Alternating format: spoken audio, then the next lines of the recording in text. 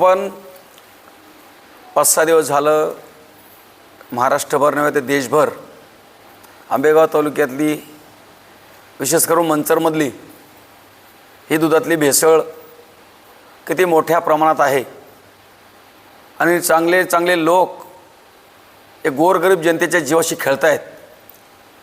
हे आपण 4 दिवस झालं प्रसारमाध्यमांच्या माध्यमातून सर्वजण पाहतोय। या गोष्टीचा आम्ही सगळे भारतीय जनता पक्षाचे पदाधिकारी याचा जाहीर निषेध करतो। पहिली गोष्ट। दुसरी गोष्ट, जे आदरणीय तुकारामजी मुंडे साहेब आहेत, याने जे महाराष्ट्रभर हे अन्न भेसळ असेल, दूध भेसळ असेल, अनेक प्रकारच्या भेसळीमध्ये जे धरपकड चालू केलेली आहे, तिचं संपूर्ण महाराष्ट्रभर सगळ्या थरातून लोक स्वागत करत आहेत। खरं पाहिलं तर चांगले चांगले लोक ह्या गोष्टीमध्ये भेसळ करत असताना त्यांना जनाच्या मनाची थोडी वाटली पाहिजे का आपण कोणाच्या जीवाशी खेळतोय, सर्वसामान्यांच्या जीवाशी खेळतोय। आणि कमवून काय पैसेच कमवणार आहात ना तुम्ही? अरे पैसे कमायला वेगळे मार्ग आहेत तुम्हाला, परंतु एखाद्याच्या जीवाशी खेळणं हे किती मोठं पाप करताय तुम्ही।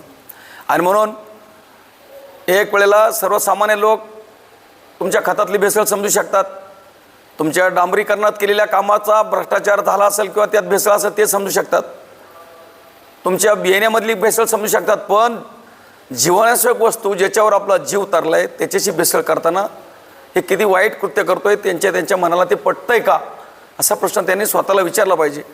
आदरणीय तुकारामजी मुंडे साहेबांना आम्ही सुद्धा एक पत्र लिहिणार आहोत का यांना कर्णाला या केसमधून सोडता कामा नये।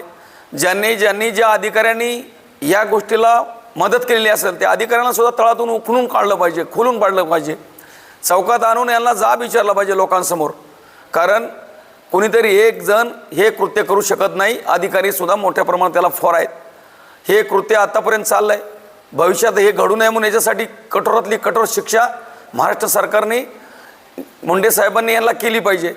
दुसरा मुद्दा आहे, अनेक मेडिकल स्टोअरमध्ये अनेक प्रकारच्या गोळ्यांचा, मेडिसिनचा भ्रष्टाचार होतोय।